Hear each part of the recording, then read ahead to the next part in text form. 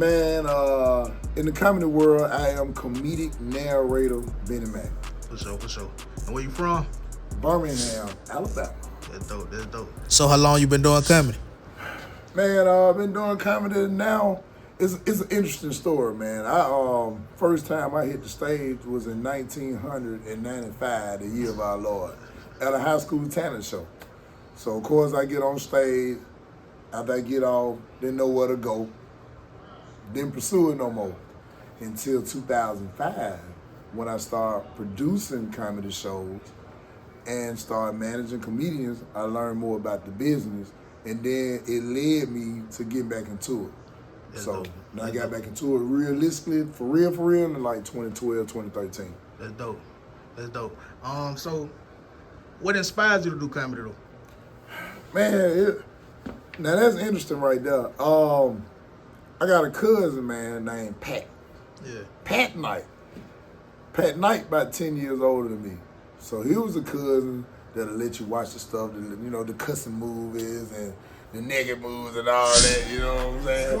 He used to let us watch it. And I remember one thing clearly that I watched that just had me with the comedy bug was Eddie Murphy Raw, Eddie Murphy Delirious, them Red Fox comedy specials, and Damon Wayans, Hollywood Shuffle, all that stuff. Oh man, it was almost like it was so exciting just to watch it, because it was one of those things to me, like, these motherfuckers got 10,000 folks in here laughing at what they said, and I always just felt like I can do it.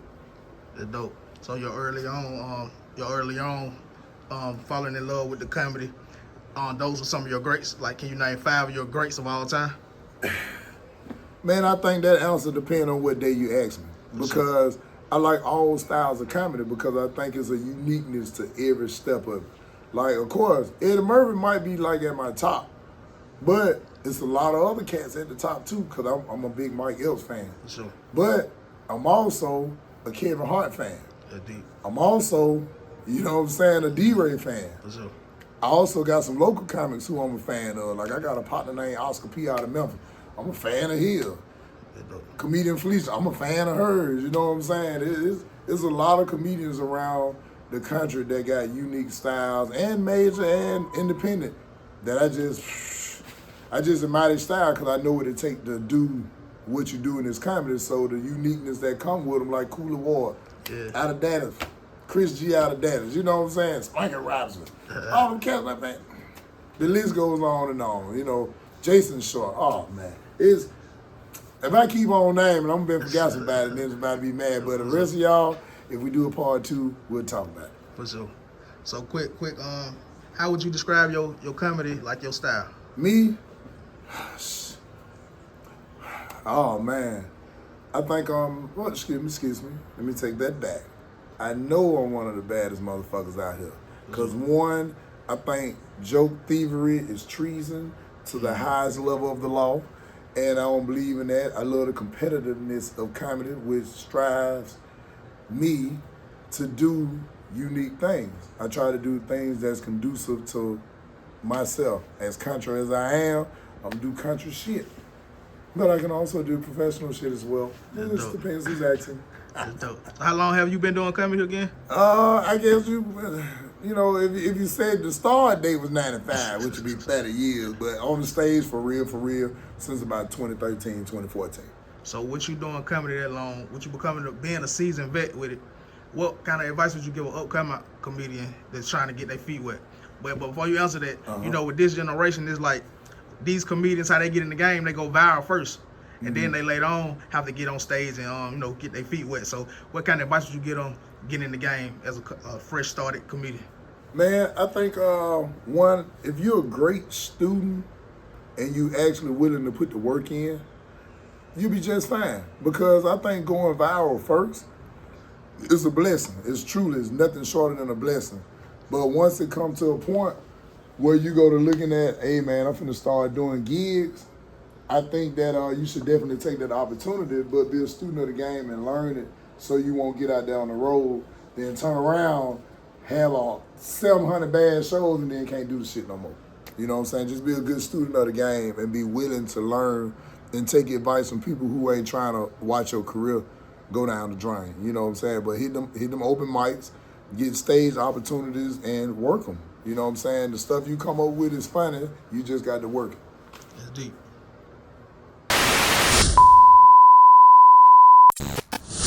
Bennie Mac. Yeah. So how you come up with the name Bennie? Comedic narrator Bennie Mac. All right, well, first of all, my government name is Bennie. The Mac came about when I was about in middle school. The comedic part about it, I think it had a nice ring to it. Comedic narrator Bennie Mac. And I call myself the comedic narrator because I love to tell stories. And I always thought, look at that old slipping transmission, okay. But yeah, I came up with the name comedic narrator Bennie Mac because I feel like when you're on stage, you live. You're doing live entertainment, which happens to have comedic touches to it. And I like to say narrator because just like children sit in a room in Indian style, looking at Barney, listening to story time, it's comedy time by comedic narrator Bennie Mac. So I like to be able to just tell stories and be able to capture people's attention and be able to just entertain them. So yeah, so I like that. Then I wanted to kind of stand out from everybody. Well, hell, Bennie already did because I don't know about 7 people in the world named Bennie. Bennie and the Jets, my dad, somebody else in my family named Bennie. Let me see who else. A dude named Bennie that stayed down the street in Brown Springs, and Bennie Hen. There's a couple of them, but they ain't very many, so it's like to stand out. And speak on the haircut slanger part of the name. Well, haircut slanger is, it's kind of self-explanatory. What? No. Let me take that back. It ain't self-explanatory because I could fix hair. But I don't. I'm a barber. I've been a barber 31 years, so I am a haircut slanger. So that was my thing on that.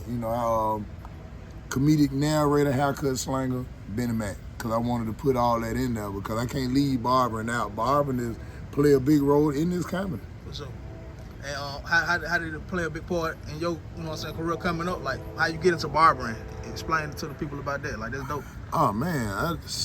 I started cutting out interesting stories. All my stories ain't so. If I say interesting story, goddammit, that's what it is.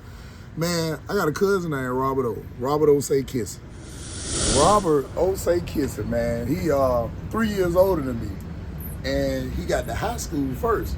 Now, I don't know if a lot of people, they understand this. I was born in 1979, the year of our Lord.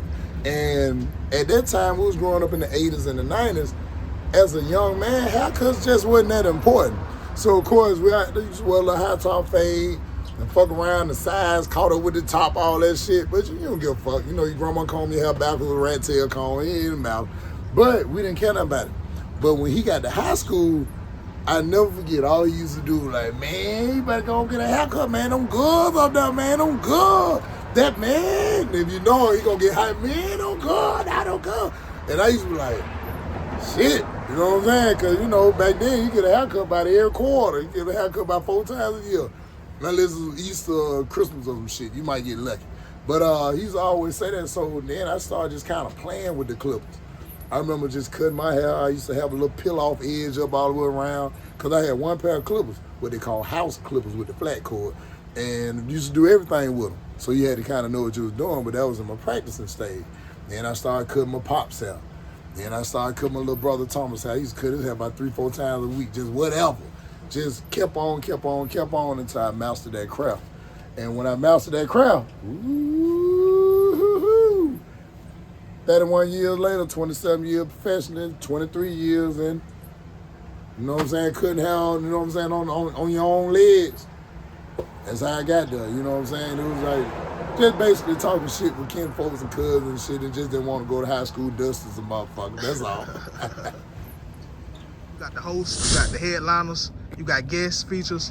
How do you determine the worth of a comedian? Like, how do you go about paying a comedian for a show or booking a comedian? Like, how do you even go about doing that for the people that don't know? That's a real interesting question, man, because honestly, of course you can't speak for other people's ways, but the way I see it, I think is it's circumstantial.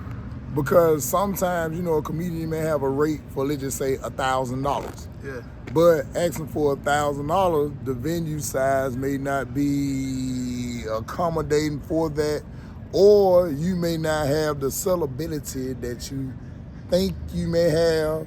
And I think sometimes, man, I think you just need to kind of do a lot of shows to find out what your real true worth is. And what I mean by that is that if I know that, let's just say, Mel sell 100 tickets per show, he's a promoter in, let's just say, in Georgia.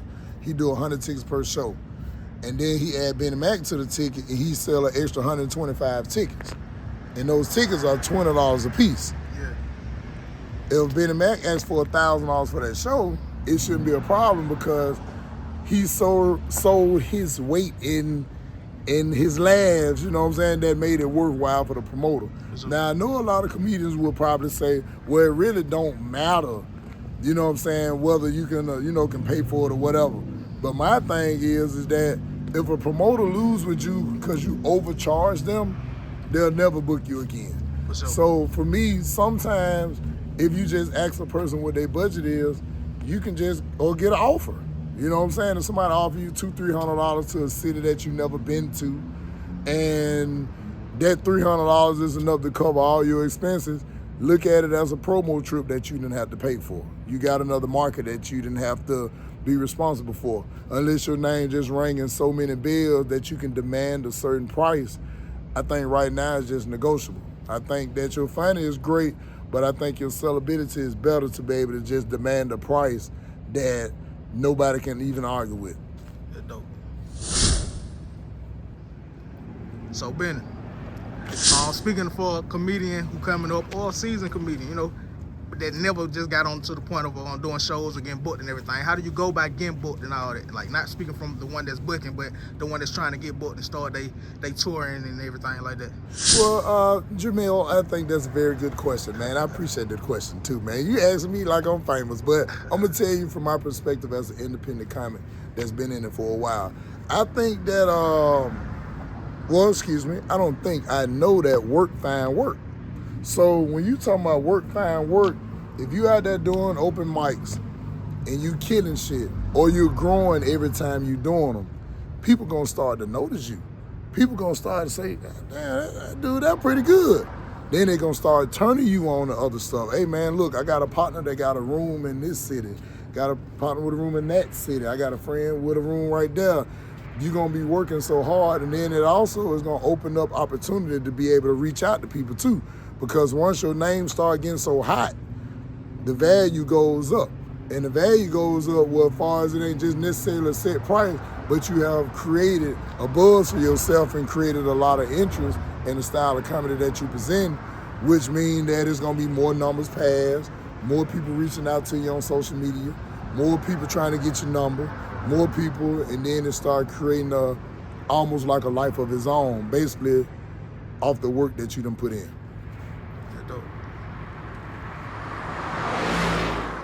Speaking of content, releasing content, and you spoke on it earlier, you touched on it, but I want to go into more depth.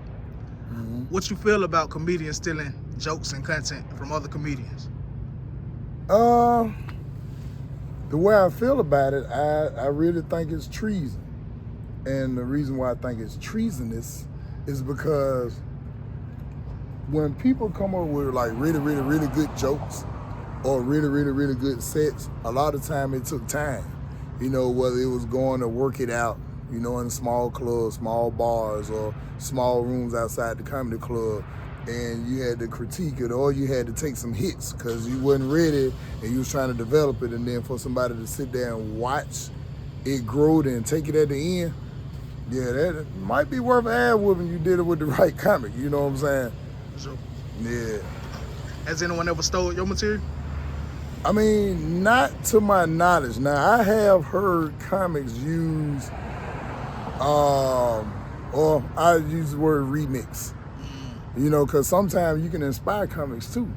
You know, where you can then said a word or two that may finish a joke of theirs. Yeah. And they done took what they call the excerpts from your joke. Then sometimes it ain't always fitting. Sometimes is, you know, people can have similar topics. We just in one world. Everybody got children. Everybody, you know, not everybody, but you know, a lot of people got children. A lot of people got husbands. A lot of people got wives. A lot of people stay in the hood. A lot of people got regular cars.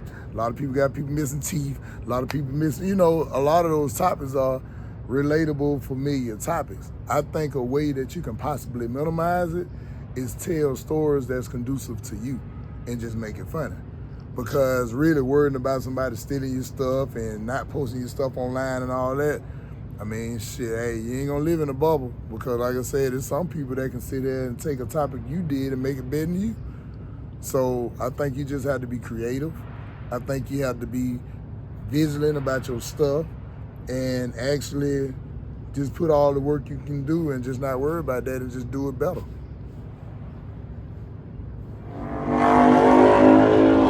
How you knew you was ready to start getting on big stages and to start like taking your material to the next level?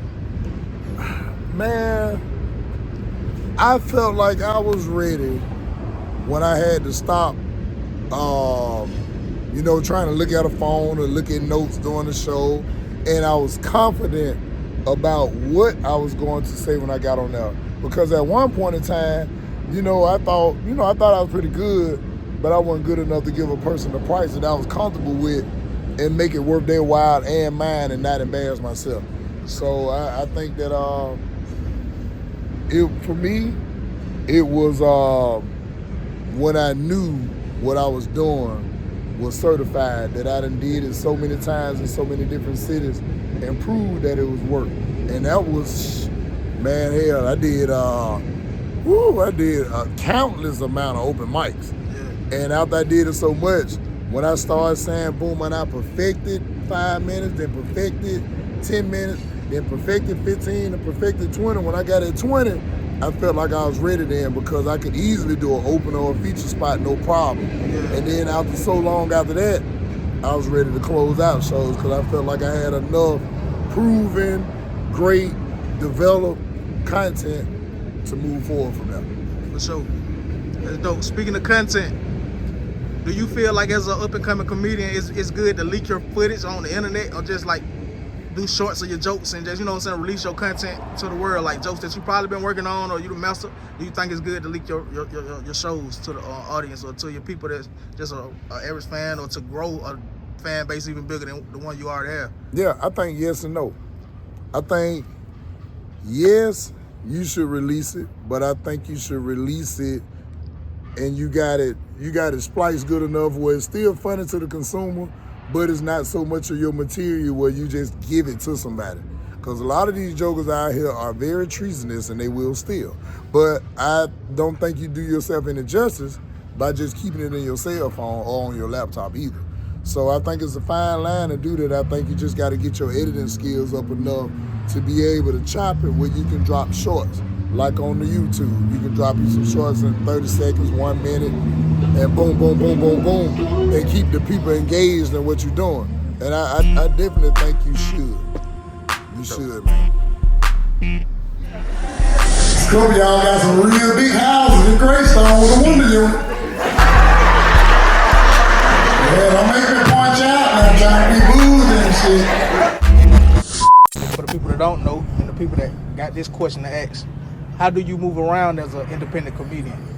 How do you move around? How do you maneuver without being so viral and you know, having the exposure as far as the social media presence? Shit, being funny and knowing how to talk to people. You know, like I think when you in your craft and you trying to make it to, you know, like the ultimate level, to me, I think that it's always good to be able to play into shows, saying being a promoter, being the person who rent the venue, being the person who book other comics, you know, that got like minds like you. And, you know, hopefully with the seeds that you're sowing with other comics around the country, that they will be able to return the favor. And then y'all gonna keep each other working. And then as that work continues to grow, other people notice that, and then one of y'all subject to go viral or get bigger or name get bigger on the Chitlin circuit and be able to keep consistent work. So I think it's all about the networking and not hating on other comics and picking people who in your class, who funny, who good, and some of them gonna be better than you, and be able to connect with those people to be able to move frequently around the country like Southwest. That's dope. So what's your solution as far as what do you think would be the solution to like stop the hate for, you know how the younger comedians saying like the older comedians hating on them and stuff? I just believe it's just different time stamps. How can you bridge the gap from the old comedians to the younger comedians? Like, what you feel like some good advice to give the younger comedians and the old comedians? Well, one, I don't think everything is hating. Sure. Sometimes people give you an opinion, and it could have been an opinion that you didn't want to hear.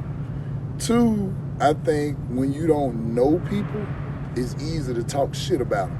Like the younger don't know the old, oh man, that old nigga don't fuck with me. Well, they may not fuck with you because they don't know you. Or that young nigga won't fuck with me. They don't fuck with you because they don't know your old ass either. But I think is the simplest thing that we can do as entertainers is sometimes just simply reach out.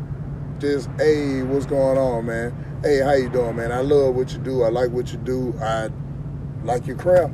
I was trying to see if we can link up, man. Look, this is what I got going on. I was trying to see what you got going on so we can put it together and we can make it help one another. So a lot of times we start with a conversation. And like I said, everything ain't hate. And somebody say they don't like your comedy, it ain't that they hating, they just may not like your comedy. But hey, it's 8 billion people on the earth, shit. We ain't worry about them with 2 people. So yeah, I think a lot of that, man, is just being able to open your mouth and articulate what you really want out of this comedy. And I think that the universe gonna find a way to link you with like minds. Is there a certain like rule book? Are there certain rules and regulations to this comedy thing, or is there a certain way to do it, or is it just like a respect thing? I think it's unwritten rules, you know, because we ain't got like a comedy police, or we got somebody who checking folks about doing certain things. I think it's an unwritten rule that you should stand on your word. It's an unwritten rule that you shouldn't be around here stealing. I mean, there's rules, but they ain't just no rule book that thou shalt not stealeth, thou shalt not, you know, all that shit. It's just basically kind of like a mutual respect that you will have for an individual to not do certain things or do certain things, all the way down to just keeping your word or being able to say, look, I know I told you 100, the crowd bad and all that. I know it's not your problem, but bro, let me give you this and I give you the rest of it later on. If you articulate that to a person, you communicate, a lot of times it'll work out the way it's supposed to work out. You just got to be genuine in what you do. And I think those are the people who go the furthest or last the longest. For sure, longevity. Yeah. It's dope, man. Appreciate you, taking the time out your day to holler at me and just answer some questions that I'm quite sure more than me wanted to know, you know what I'm saying? Mm-hmm. And what can the people reach you at? Where you at on all the social medias and how they get in touch with you on your tours and like if they want to become a new fan, a new following supporter, how would they be able to get in touch with you? Well, first thing I want to say that I bring you that funny for a little money and it's always something to laugh at. But to be able to get in touch with me, I'm still old school chitlin circuit with it, man. You can call my cellular phone device at 205-585-7273 or recoveringwhole.com, and you'll see all my social media links on there. I appreciate you, man. Yeah. Sure. Goddamn.